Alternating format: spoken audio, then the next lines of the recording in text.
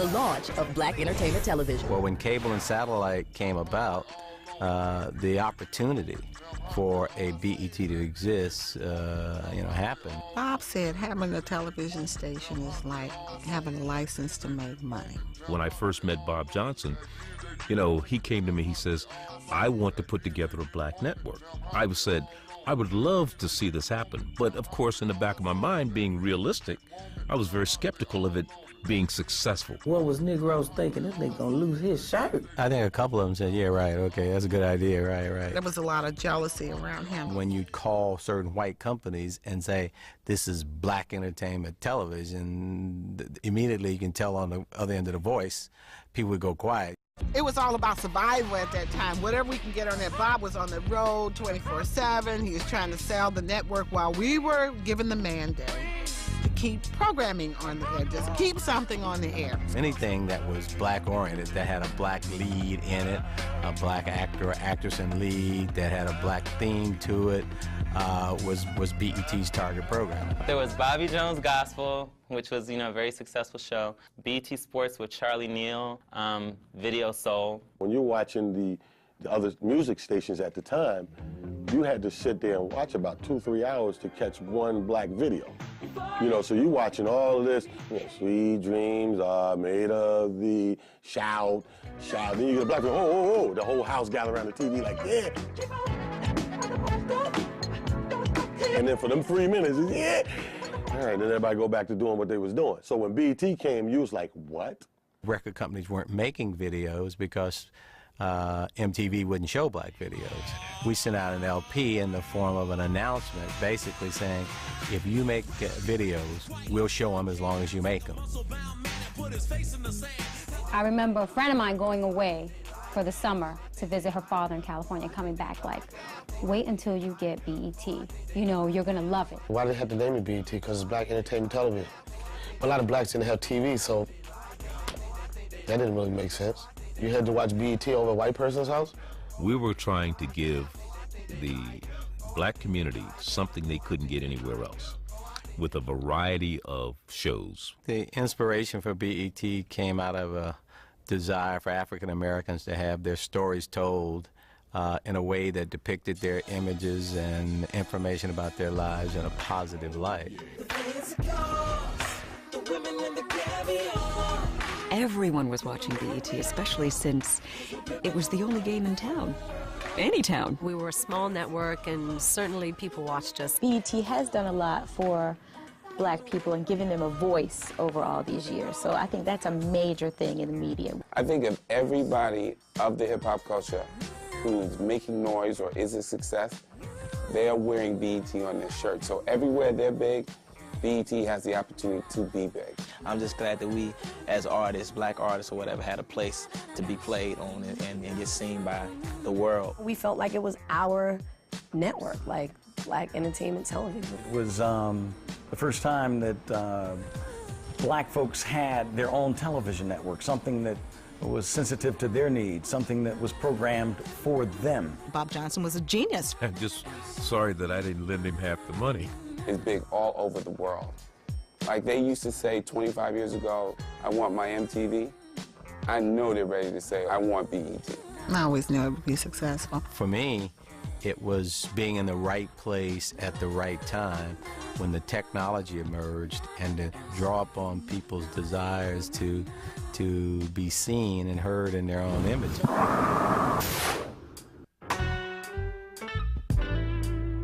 When I first saw the D'Angelo video, all I could think about is that lucky-ass oil that was dripping off of every nook and cranny.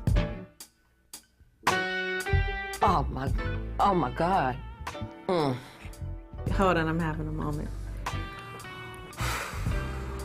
You trying to turn the magazines up. I was sitting next to the TV trying to do this, just praying they go down just a little bit further. Puffy gave it to all the women at Bad Boy for Christmas. Everybody was just going nuts. And the camera just kept going down. You're like, I know damn well BET ain't about to, oh, hell no. Hip bone. And here go D'Angelo Naval. I'm like, hold up, that's his name. Hold up, what? It was a nice change. for black men to be shown in that way, that was a big deal. Guys, we didn't like him then because he was all cut up.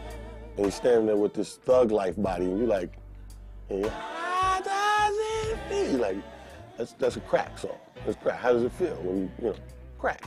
I immediately got on the phone and called BET and I said, is there a director's cut or unedited version? I'd like to have it in my personal stash. Oh, I loved Hit's version. That was the better version to me. It was hilarious. I couldn't believe he had the guts to pull that off. Wait a minute, that's not D'Angelo. Who is this skinny bird chest? Before you, Marcus Houston was butt naked, I was butt naked. That video was classic. It was bad. It was bad. It made me feel like quiz folk or something. I went out and smacked somebody right after that just to get my manliness back.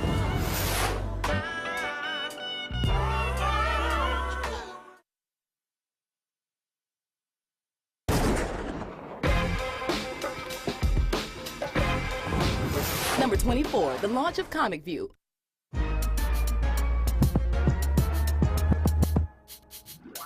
Comic View on BET. Tonight we get your laugh on. Hey! I love Comic View. I think it's almost, I think it's been running as long as Soul Train. I just think it was just a great launching pad. Comic View on BET, anniversary. I don't know who was singing these songs, but you know what? As much as people try to hate Comic View, those songs were kind of tight. If you think about it, D.L. Hughley, everybody's been on. D.L. Hughley, and I'm on the David Letterman show. I got to do my David Letterman set because I can't speak directly to my folks. I have to speak to America. But if I'm D.L. Hughley on Comic View, I can speak directly to my people. What's your name?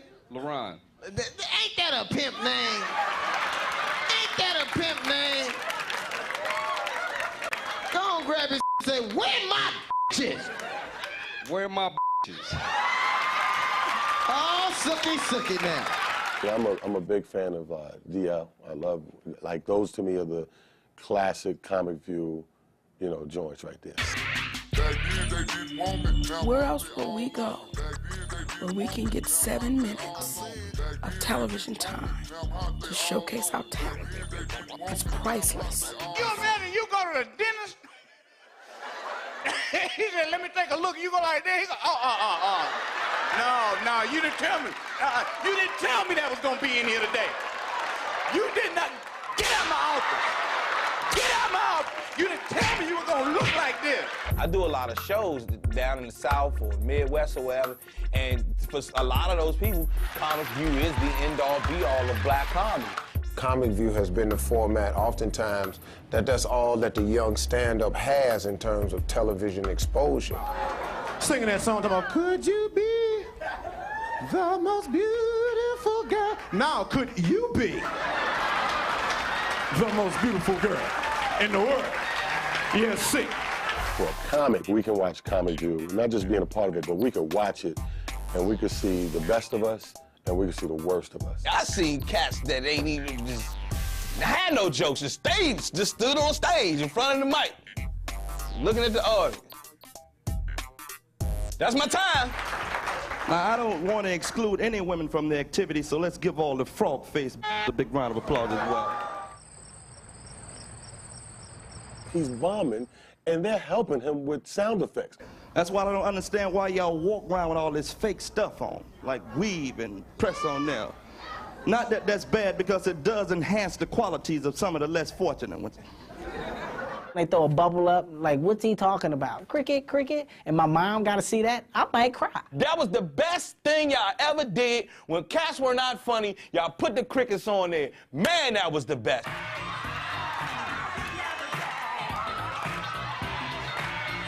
Some people walked away, and they walking still. Because they got the crickets. Number 23, BET is sold to Viacom. Everybody was tripping that Bob was going to sell BET to Viacom. Well, he did it. It was his BET. He sold it. Right away, you jump to conclusion. You say, what? Viacom? Sold out BET. Sold out. Viacom ain't stupid. They know hip-hop and R&B is ruling the world, and that they can make X amount of dollars more than what they were making now by tapping into a black market like they did. So it was a smart move. I kind of understood where he was. I mean, you know, all the way from the 80s and building the brand and getting it to the point where somebody's knocking at your door and want to buy into it, and the type of figures that was on the table. I had a financial responsibility to make sure that every shareholder in BET was able to maximize their return on their investment. People don't understand that people build up companies to one day make a lot of money. When he sold BET, not only did he make a lot of money, he became the richest African American in America. He did the right thing, as any smart black American businessman would do. You get out when the shit is good. He made a business move. I didn't even understand what people were upset about. As soon as that gets popping, break out. The thought was that it was time for BET to be part of a larger company, that we shouldn't be a small independent company anymore. And one of the amazing things about working for Bob is he's always moving to the next step. Bob just started with 60,000. 60,000, let me explain. Okay, a lot of people might not understand that. I'll try to make it ghetto. He started with 60,000 beans. He took that, boom, he flipped it. He waited 10 years, he let that set, then he sent his man out there. They got distribution, bong, they hit him in New York, bong, they hit him on the West Coast, boom, bam, flip that, you get that back. Till when that come back around, bong. I'm a hustler, baby. Oh. I just want you to know, look at the profit, 60,000 to 3 billion. They could kiss my ass and Bob's ass. Anybody offers me $3 billion for anything I have, including the kids, they're out, they're gone. 60,000 to $1 billion, and 33, $3 billion? 60,000? Yo, I got $60. Yo, I got $60. If you can turn 60,000 to $3 billion in 20 years, that's the that's what you call too black, too strong. O.J. Simpson's exclusive interview. Tonight, O.J. Simpson sits for his first television interview. Mr. Simpson, thanks for joining us. We appreciate it. It's a pleasure to be here, Ed. Let's start off with this, Mr. Simpson. There are people who simply think it's a travesty that you and I sit here tonight and talk about your situation.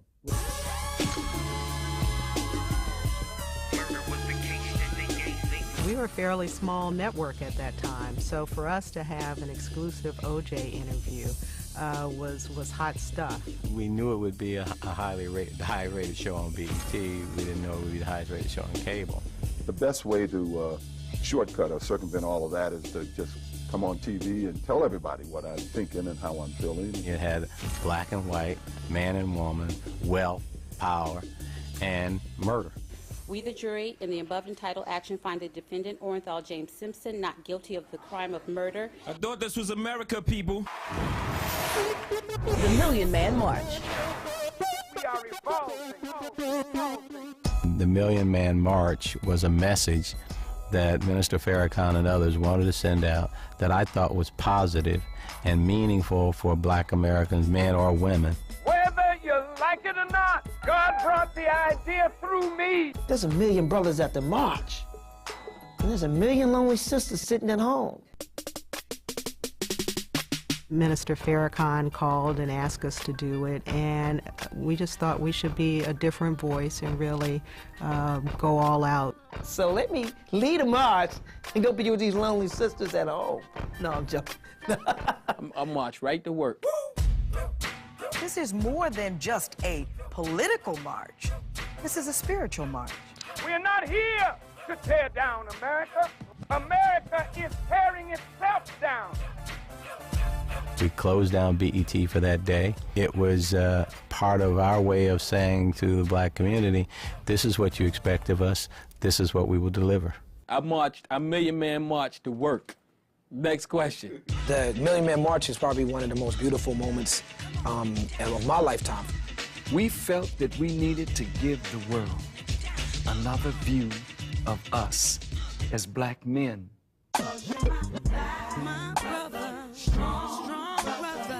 And I think it was It was so stunning to see that they finally did something to show that, yes, you know, we're together, we're strong, and we're positive. That was at the Million Man March. Then right next to Ananda Lewis. That's I was like, first saw Ananda Lewis in person, you know, close. I was like, damn, finest froghead. Just seeing the coverage from it left me very hopeful on how I viewed black men. BET made me go to the Million Man March. It made me feel like I wanted to be a part of this history. And BET was connecting that moment to all of us. The Million Man March. God planned it for good